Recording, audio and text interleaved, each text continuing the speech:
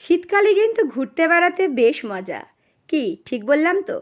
Hi everyone, আমি কাকলি from West Bengal, Kolkata. আজকে তোমাদের কাছে নিয়ে এলাম একটা ছোট্ট ব্লগ।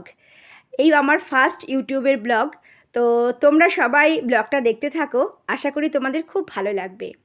আর যদি ভালো লাগে তাহলে একটু সাবস্ক্রাইব করে পাশে থেকো, আর লাইক কমেন্টস করলে অবশ্যই আমি খুব খুব খুব খুশি হব, আর সামনে এগিয়ে যাওয়ার একটু রাস্তা দেখতে পাবো। দেখো, আমি চলে এসেছি একটা মন্দিরে। এটা কোন মন্দির তোমরা যারা গেছো তারা অবশ্যই জানো। তবে এই জায়গাটায় এসে না আমি জাস্ট মুগ্ধ হয়ে গেলাম। তোমরা দেখো, এত সুন্দর মন্দিরের চারিদিকের পরিবেশ, গাছপালায় ঘেরা, শান্ত নিরিবিলি। আসলেই যেন খুব মনটা শান্তি পায়। তো আমার ভীষণ ভালো লাগে এরকম জায়গায় যেতে। তাই আমিও চলে এলাম ছুটির দিন দেখে, আর তাই তোমাদের সাথে একটা ভিডিও বানিয়ে শেয়ার করলাম।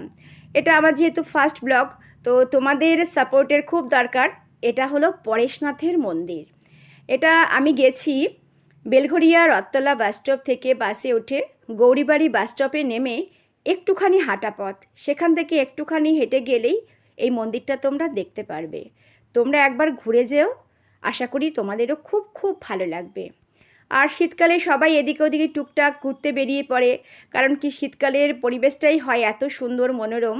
দেখো মন্দিরটা কি সুন্দর করে কারুকার্য করা, অসাধারণ সুন্দর। এত ভালো লাগলো আমার এসে। তবে একটু আফসোস থেকে গেল, কারণ আমি যখন এসেছি তখন মন্দিরটা না বন্ধ ছিল। তো যাই হোক, ভেতর একদম ভেতরে আমি যেতে পারিনি। যতটুকু বাইরে থেকে পেরেছি দর্শন করেছি। তো আবার আসার অপেক্ষায় আছি, আবার আসব। তোমরা গেলে এই মন্দিরে সকাল 11টার মধ্যে যাবে, আর না হলে বিকেল 3:30-এর পরে, তখন আবার খোলা পাবে মন্দিরটা। তাই তোমাদের জানিয়ে দিলাম, অবশ্যই একবার ঘুরে যেও।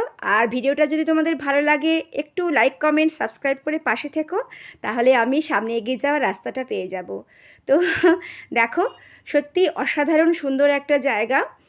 সবার ভালো লাগার জায়গা, সবাই আসতে পারো, সবাই ঘুরে যেতে পারো। আর এরকম জায়গায় এলে সত্যিই কিন্তু মানসিক শান্তি অবশ্যই পাবে। তো চলো টাটা।